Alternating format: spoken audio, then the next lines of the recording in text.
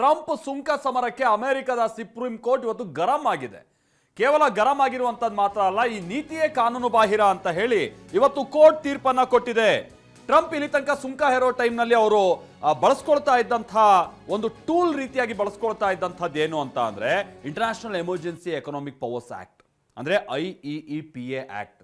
ಈಗ ಸುಂಕ ಏರಿಸೋದಕ್ಕೆ ಟ್ರಂಪ್ಗೆ ಅಧಿಕಾರನೇ ಇಲ್ಲ ಅಂತ ಸುಪ್ರೀಂ ಕೋರ್ಟ್ ಹೇಳೋದ್ರ ಜೊತೆಗೆ ಈ ಒಂದು ಆಕ್ಟ್ ಅನ್ನ ಬಳಸ್ಕೊಂಡು, ಅಂದ್ರೆ ರಾಷ್ಟ್ರೀಯ ತುರ್ತು ಪರಿಸ್ಥಿತಿಯನ್ನ ರಕ್ಷಿಸೋದಕ್ಕೆ ಇರುವಂತಹ ಕಾನೂನನ್ನ ಬಳಸ್ಕೊಂಡು ಇವರು ತಮ್ಮ ವ್ಯಾಪ್ತಿಯನ್ನ ಮೀರಿ ಹೀಗೆ ಟ್ರಂಪ್ ಸುಂಕ ಹೇರೋದಕ್ಕೆ ಬರೋದಿಲ್ಲ ಅಂತ ಹೇಳಿ ಟ್ರಂಪ್ ವಿರುದ್ಧವಾಗಿ 9 ಜಡ್ಜ್ಗಳ ಪೈಕಿ ಸುಮಾರು 6 ಜಡ್ಜ್ಗಳು ತೀರ್ಪನ್ನ ಕೊಟ್ಟಿದ್ದಾರೆ. ಇದು ಟ್ರಂಪ್ ಅವರ ಈ ನಿರ್ಧಾರಕ್ಕೆ ಬಹಳ ದೊಡ್ಡ ಹಿನ್ನಡೆ ಅಂತಾನೆ ಭಾವಿಸಲಾಗ್ತಾ ಇದೆ.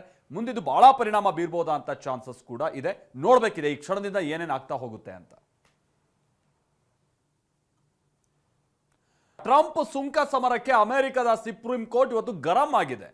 ಕೇವಲ ಗರಂ ಆಗಿರುವಂತದ್ದು ಮಾತ್ರ ಅಲ್ಲ, ಈ ನೀತಿಯೇ ಕಾನೂನು ಬಾಹಿರ ಅಂತ ಹೇಳಿ ಇವತ್ತು ಕೋರ್ಟ್ ತೀರ್ಪನ್ನ ಕೊಟ್ಟಿದೆ.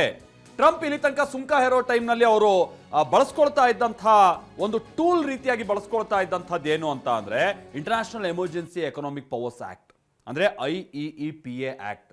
ಈಗ ಸುಂಕ ಏರಿಸೋದಕ್ಕೆ ಟ್ರಂಪ್ಗೆ ಅಧಿಕಾರನೇ ಇಲ್ಲ ಅಂತ ಸುಪ್ರೀಂ ಕೋರ್ಟ್ ಹೇಳೋದ್ರ ಜೊತೆಗೆ ಈ ಒಂದು ಆಕ್ಟ್ ಅನ್ನ ಬಳಸ್ಕೊಂಡು, ಅಂದ್ರೆ ರಾಷ್ಟ್ರೀಯ ತುರ್ತು ಪರಿಸ್ಥಿತಿಯನ್ನ ರಕ್ಷಿಸೋದಕ್ಕೆ ಇರುವಂತಹ ಕಾನೂನನ್ನ ಬಳಸ್ಕೊಂಡು ಇವರು ತಮ್ಮ ವ್ಯಾಪ್ತಿಯನ್ನ ಮೀರಿ ಹೀಗೆ ಟ್ರಂಪ್ ಸುಂಕ ಹೇರೋದಕ್ಕೆ ಬರೋದಿಲ್ಲ ಅಂತ ಹೇಳಿ ಟ್ರಂಪ್ ವಿರುದ್ಧವಾಗಿ 9 ಜಡ್ಜ್ಗಳ ಪೈಕಿ ಸುಮಾರು 6 ಜಡ್ಜ್ಗಳು ತೀರ್ಪನ್ನ ಕೊಟ್ಟಿದ್ದಾರೆ. ಇದು ಟ್ರಂಪ್ ಅವರ ಈ ನಿರ್ಧಾರಕ್ಕೆ ಬಹಳ ದೊಡ್ಡ ಹಿನ್ನಡೆ ಅಂತಾನೆ ಭಾವಿಸಲಾಗ್ತಾ ಇದೆ. ಮುಂದಿದ್ದು ಬಹಳ ಪರಿಣಾಮ ಬೀರ್ಬೋದಾ ಅಂತ ಚಾನ್ಸಸ್ ಕೂಡ ಇದೆ. ನೋಡ್ಬೇಕಿದೆ ಈ ಕ್ಷಣದಿಂದ ಏನೇನು ಆಗ್ತಾ ಹೋಗುತ್ತೆ ಅಂತ.